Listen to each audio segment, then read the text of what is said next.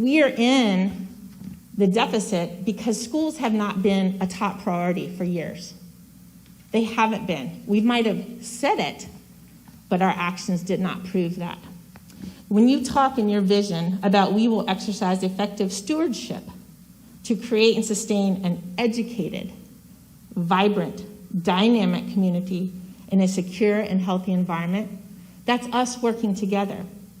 I happen to work for a dynamic school system, one that's recognized across the nation. Do not fault us as teachers to do that because we are helping you build that dynamic future. It is important to help support us.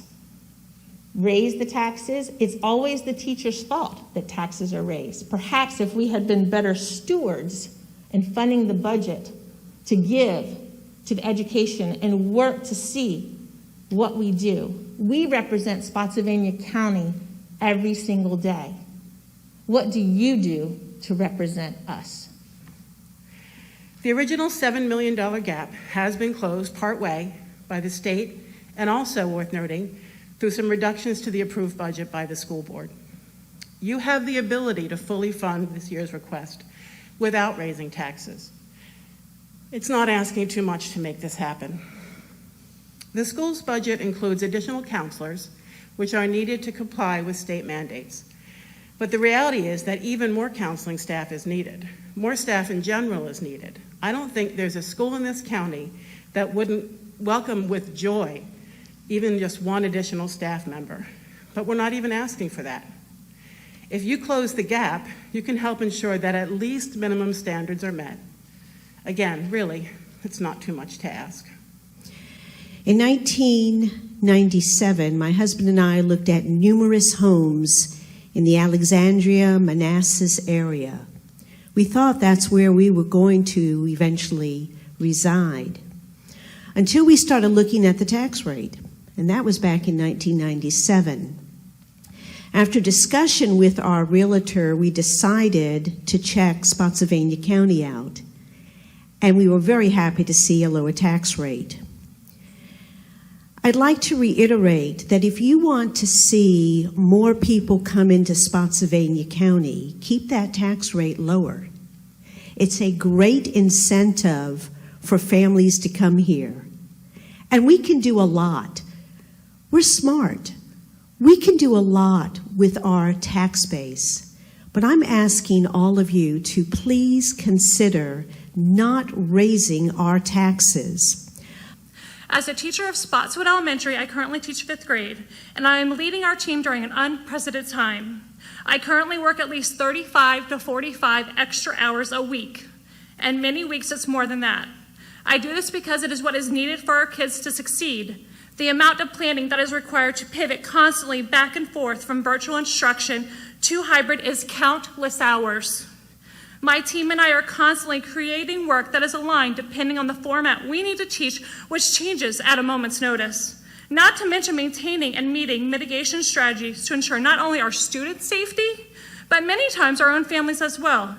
I have talked to parents as early as 6 a.m. and as late as 11 o'clock p.m. because that is the time they had, and I'm happy to do so during these trying times to support our families.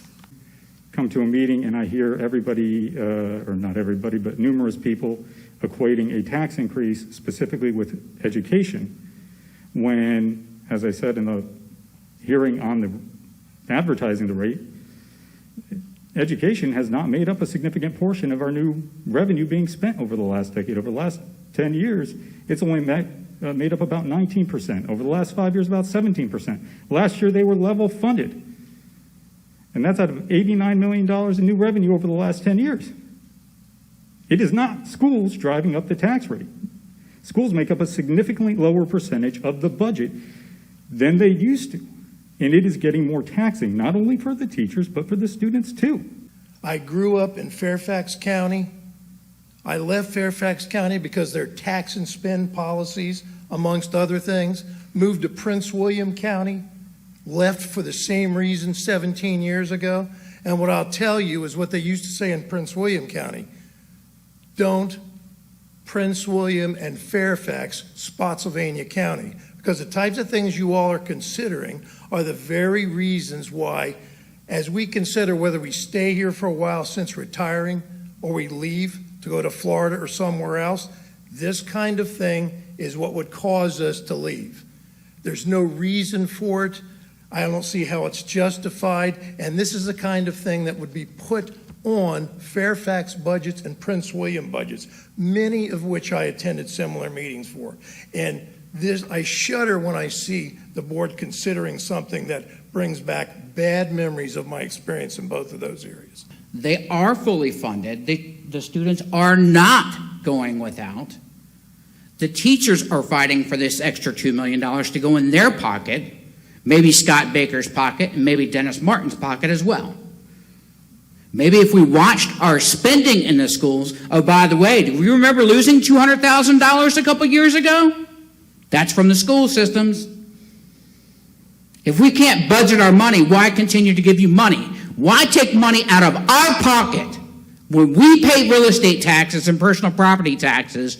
Now you want to raise our taxes because the schools aren't funded. No, that's not correct. You got $5 million in CARES money to cover the raises. 5% raises, may I add. That's to include Scott Baker's $215,000 salary and $146,000 salary for Martin. That's $400,000 between two people in our school system. How many other people make that money as a Spotsylvania County citizen? Not very many of us.